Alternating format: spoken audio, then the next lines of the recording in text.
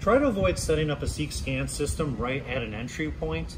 This allows for a lot of thermal variation in the scene, especially in the black and white image. You see a lot of different tones, and we want to have a nice solid color in there before we're doing our analysis. This can throw off the system. Any temperatures of heat source that are around body temp or higher that are in the background can throw the system off.